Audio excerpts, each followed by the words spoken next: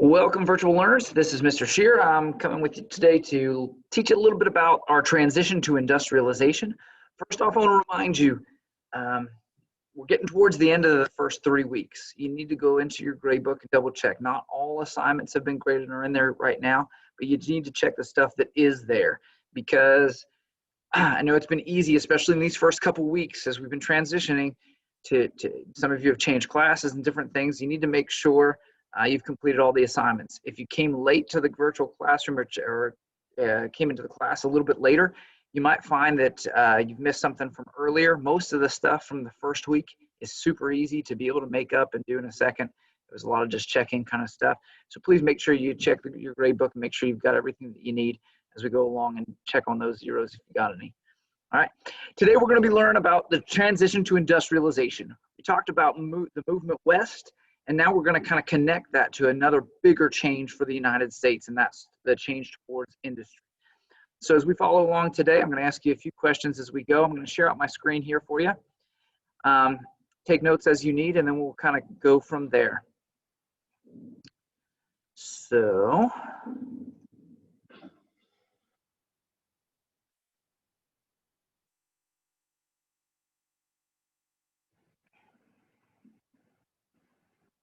okay, it's not that bad. But anyway, all right, so to start off today, what I want you to think about is, what do you think has been the most important or life-changing invention of your lifetime? Okay, so if your lifetime, of all the things that have been invented or new or been come up with in your lifetime, which do you think is the most important or life-changing, and why do you think that? Go ahead and record that now, and we'll come back and talk about it in just a minute. Okay, there's probably a lot of different answers that you could have come up with. Ones that I hear a lot are some kind of social media and things like that, which have definitely changed our lives in the way that we do everything. And because, I mean, if it doesn't exist on TikTok or Twitter or something like that, it actually didn't happen, right?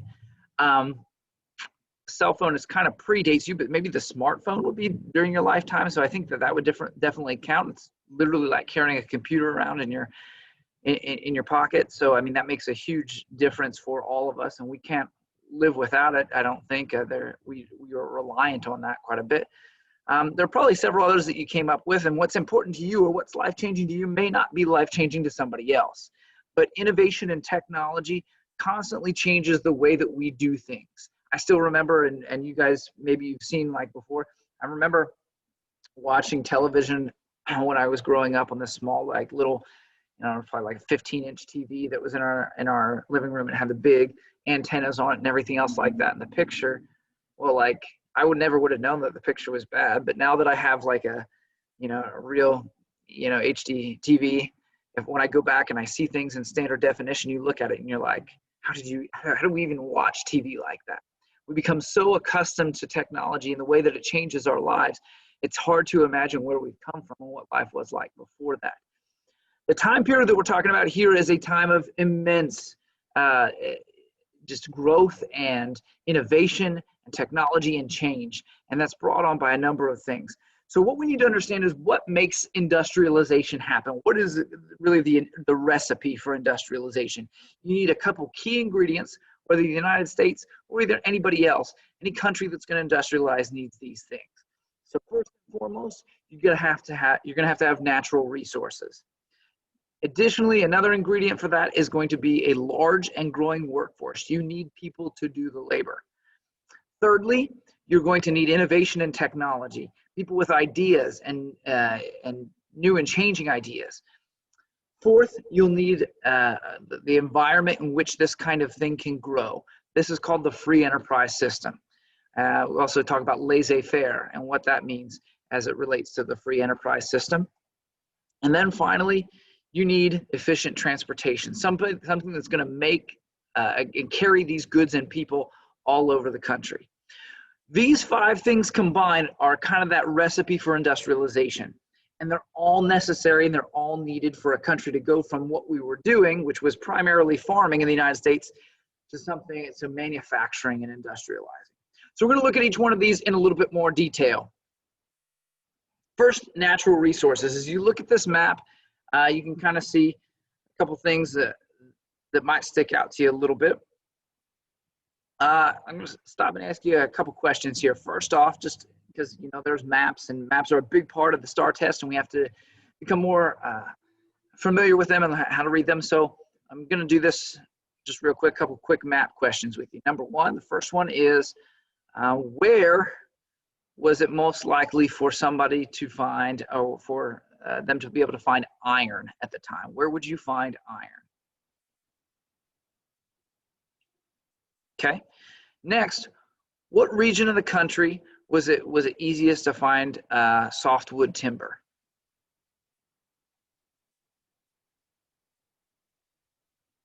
Okay. Now, finally, the last question. What part of the United States were most of these resources being drawn from? Just give me a direction: north, south, east, or west. Okay. All right. You'll find that a lot of these resources are concentrated in the east. You can kind of tell that from the colors on the map. We've got a variety of resources, whether it's coal or we start to see oil there in and around Pittsburgh. It's kind of hard to see that pink, but it's in there. And abundance of timber and different things. You've got some copper coming from southwest there. You've got all of these different resources. And like I said, it looks like if you look at the west and you say, well, there's not that many resources, but there's a tremendous amount there being mined from the east. And these resources are the stuff you use to make stuff. In order to industrialize, you're manufacturing something, but you need something to manufacture it from. And the natural resources or the raw materials are what you use to make this stuff. So without that, you don't really have anything to manufacture at all. You need the resources to make it work. Additionally, you need people to do the work. And in the United States of America, it's always been a country of immigration, a place where people have come to want to live the American dream.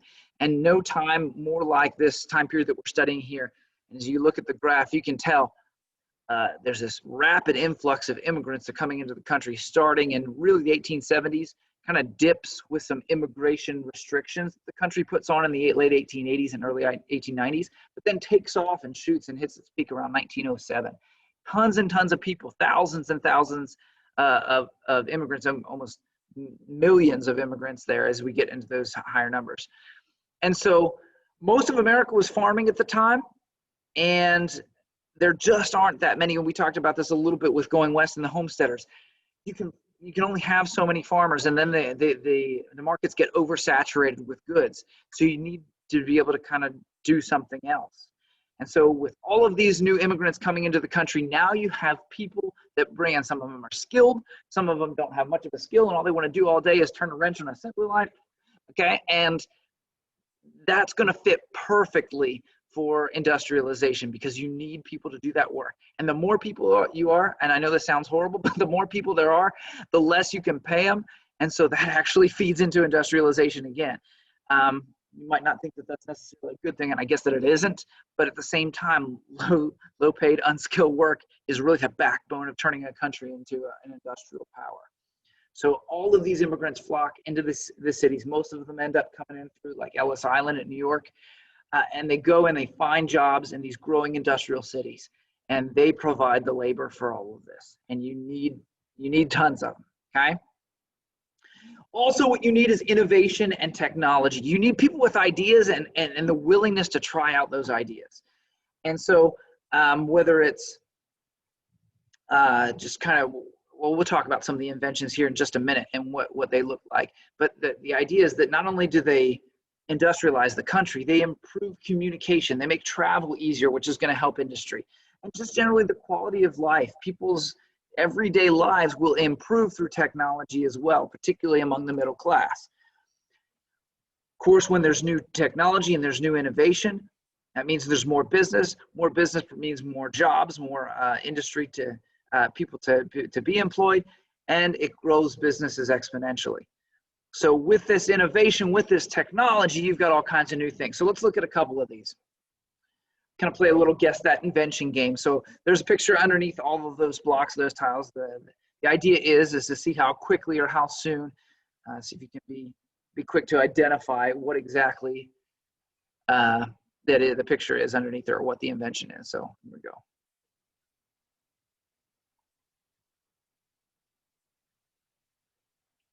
What could it be? guesses?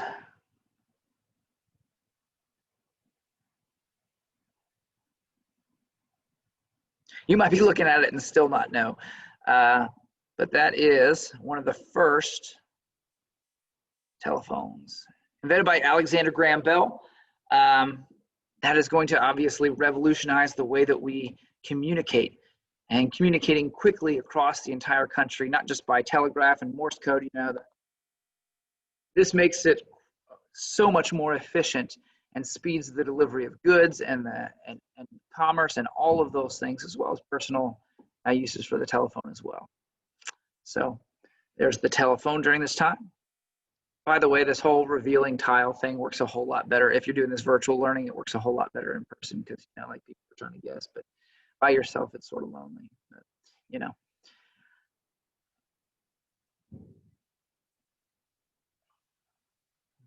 Some of you should have it by now already.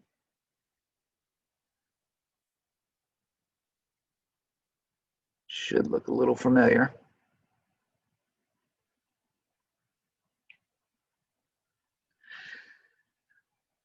They don't look very much like that today, but of course, that would be the very first and most primitive of an airplane, right? Invented by the Wright brothers, tried out there at Kitty Hawk, North Carolina.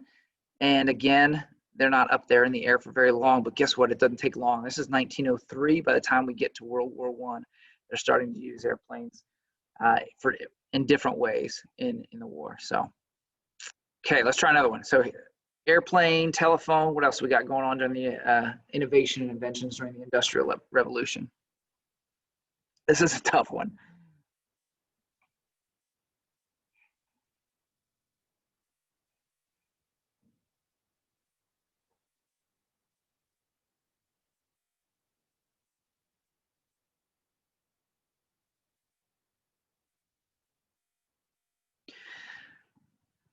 You might not know looking at this one, because it doesn't look very much like this even a couple years after this. But the very first one that we're looking at here, this is Edwin Drake's first oil well.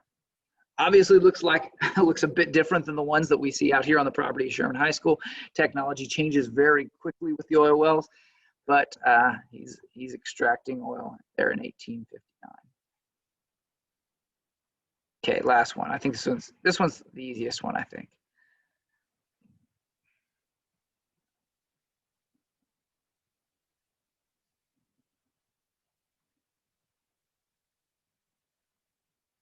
I think most of you probably know by now.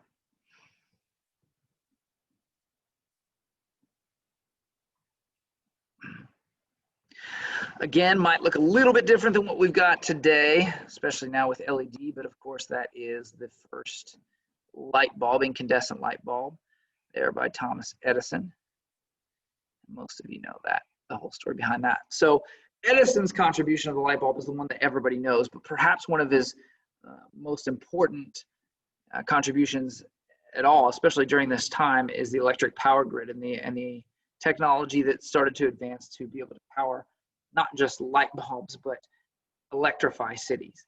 So if I'm able to get it in here, I'm going to plug a short video in here that you can kind of see what the effect of Edison's electric power grid really had, because as important as the light bulb is, this is probably even more significant.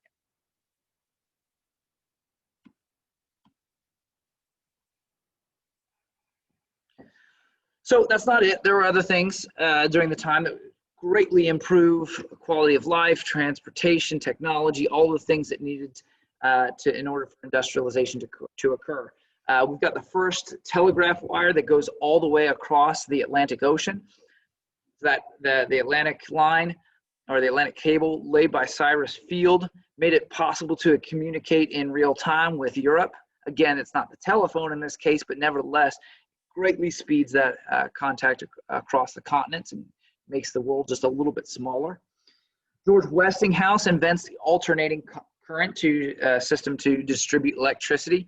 There was a really interesting movie, I think it was last year, came out. It was called Current War. It's great. It talks about the battle between George Westinghouse and alternating current, and Thomas Edison and his direct current, and how they were going back and forth as which would be the best way to do electric systems. It's actually kind of interesting. They got Tesla in there and everything else like that as well. And then finally, probably the thing that most is important to us all, Josephine Cochran develops the automatic dishwasher pictured there. So you could have one of those bad boys in your kitchen back there around the turn of the century. Obviously very different than the ones that we have today. Probably not whisper quiet. Okay, so innovation. Now we need something else. You need a reason for the innovators to innovate. Why do people invent? It's because they want to make the money, right?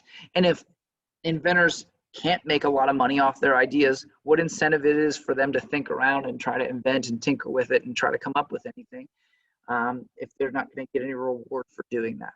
And so what that is, or where that plays out, is in what we call the free enterprise system. In the free enterprise system, people are free to be able to create their own businesses, market their own ideas, and be able to reap the profits from those. What allows that to happen is something called laissez-faire economics. It's a French word, French terminology that basically means hands off.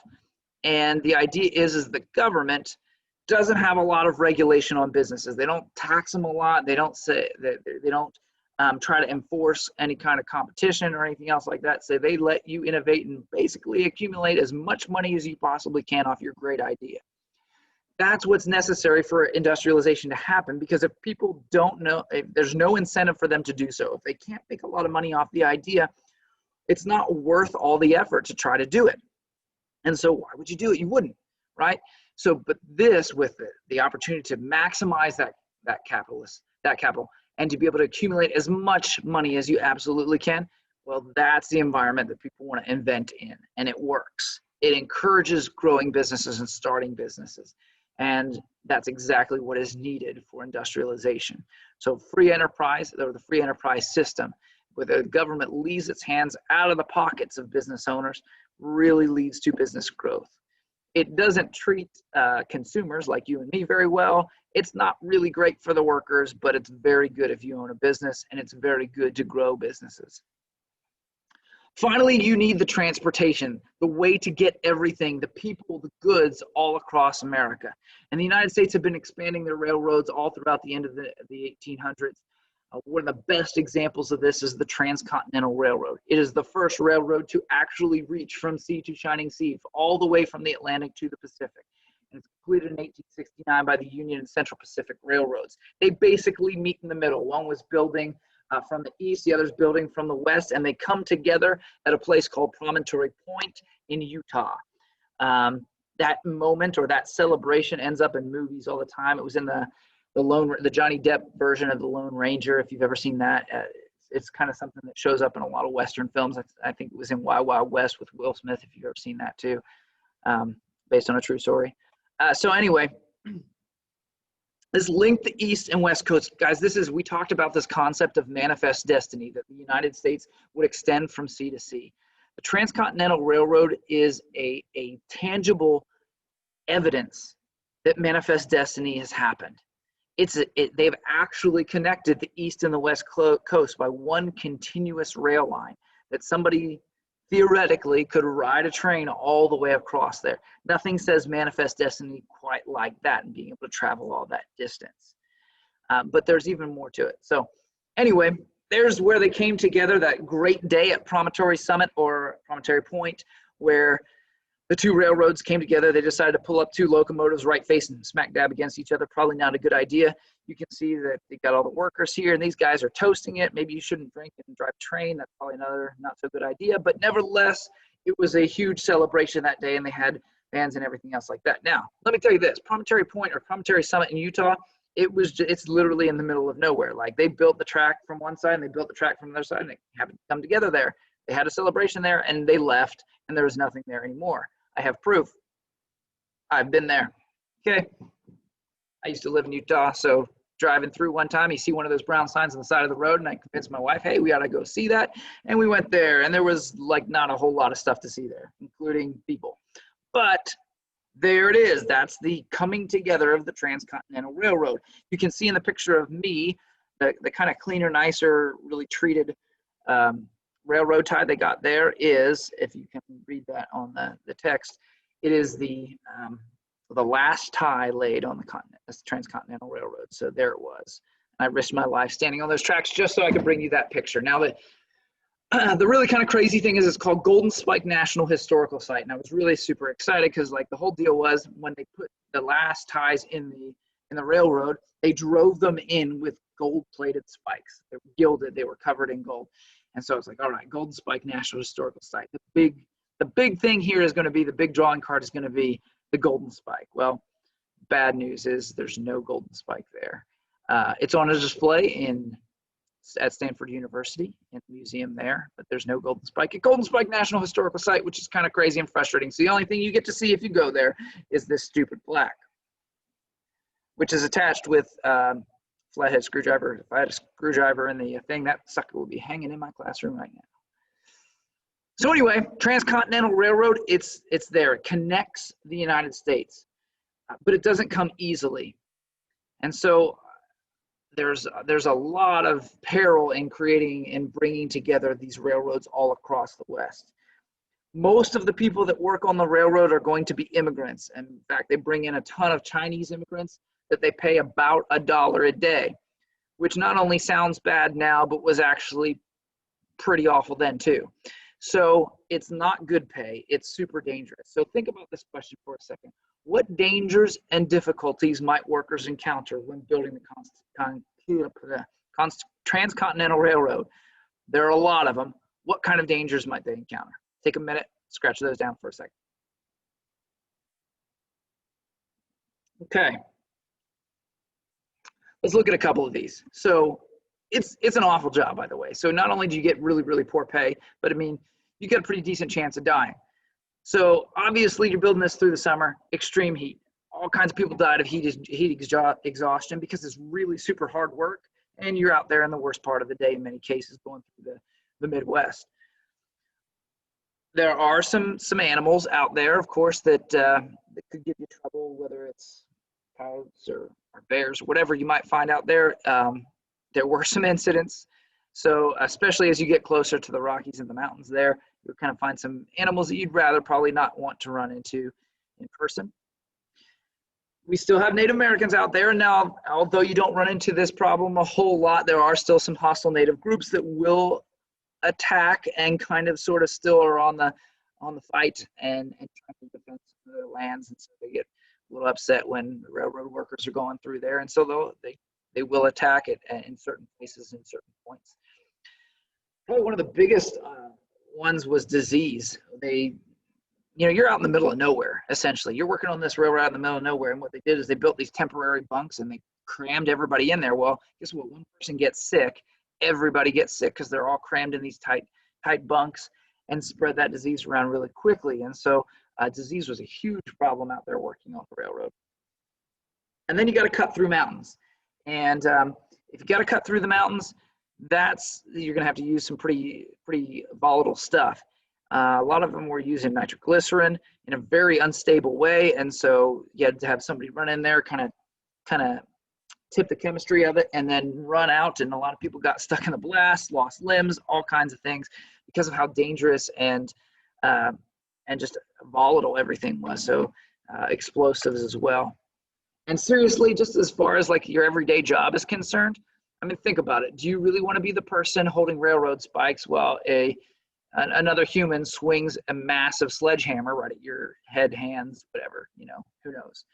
And let's be honest, it's awful work. So he was probably drinking the night before, and so he's probably a little kind of crazy and might be a little off on the aim. And you never know. That could be your hand, or worse, something other than your hand. So it's a pretty dangerous job. But when it's finished, the effects are huge. I mean, just think about this. Now we've got railroads dotting all of the country. And what that means is once that's laid, there is so many more options out there for to industrialize. Number one, you can sell your goods anywhere. It doesn't matter whether you're a farmer or whether you're an industrial producer in the East. You can take your goods and you can have them on the West Coast in no time. You can sell your goods to more people in more places and more markets. And that increases this industrialization, this economic expansion that's taking place during this time. So that one is absolutely huge.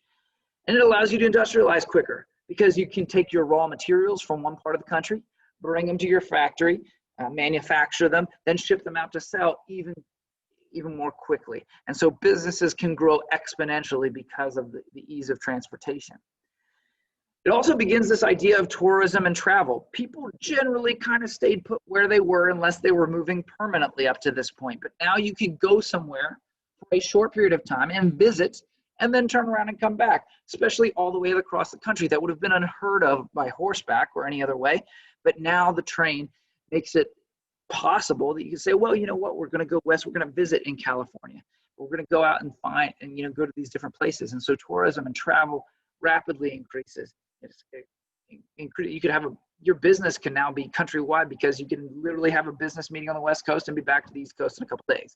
So tourism, travel, obviously greatly expanded by the railroad. And it helps with Western movement. We suggested this during the Homestead Act discussion. The railroad companies sell part of that land and it brings people west. But once you can travel, once you know that there's a train nearby, you might be more likely to move west because you're a little bit more connected to the east and it's not so isolating as well. Obviously jobs, and it's not just working on the railroad. So now it's going to be jobs with producing railroad cars, manufacturing railroad cars. It's going to be jobs with working at train stations.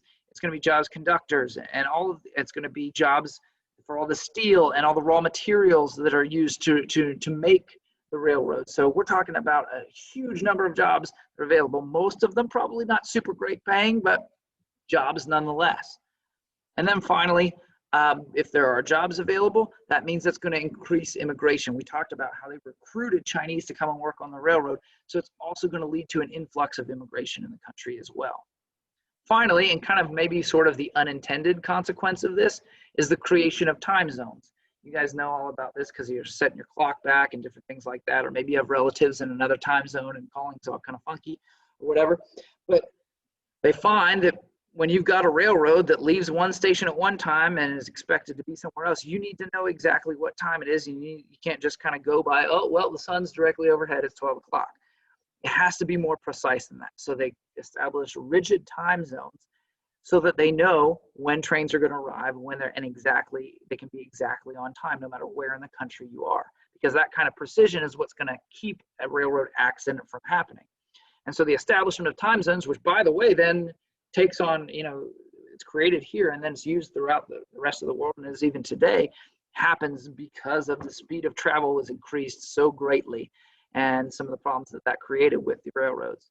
So lots of effects of the transcontinental railroad is one thing that changes things. Now, the heyday of the railroad is short-lived because once the automobile comes around at the early part of the 20th century, it's replaced rather quickly, but the effect that it has for its time is massive. It is massive. So that takes us where we need to go today. That is about it. We've got the ingredients to industrialization and those things that were necessary for that to happen to the United States.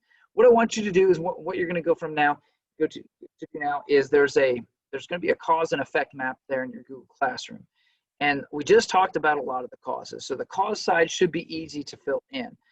On the effect side, this is a little bit harder because we said what caused all this industrialization, but now you think once this happens, once the country grows in this way, once it becomes more industrial, what are some of these effects going to be?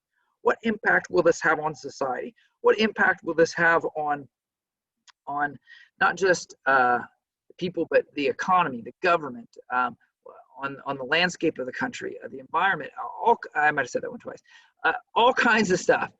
What will be the effects? Those have to come from your brain a little bit, but you know kind of where this should all lead. So you're going to have to come up with those effects. But the causes we've already kind of listed, you can kind of fill those in. It's presented on a Google slide, so all you should need to do is click on that text box, type in, and type your answers there on each side. And then once you've finished and you've got everything in there, you can close it out. Click on turn in, and it should be, your cause effect map should be in. So that's where we'll end it today. Identify those causes and effects of industrialization, and then we'll talk next lesson about how industry created some very, very wealthy and sometimes corrupt people. Hope you've enjoyed the lesson. We will see you next time.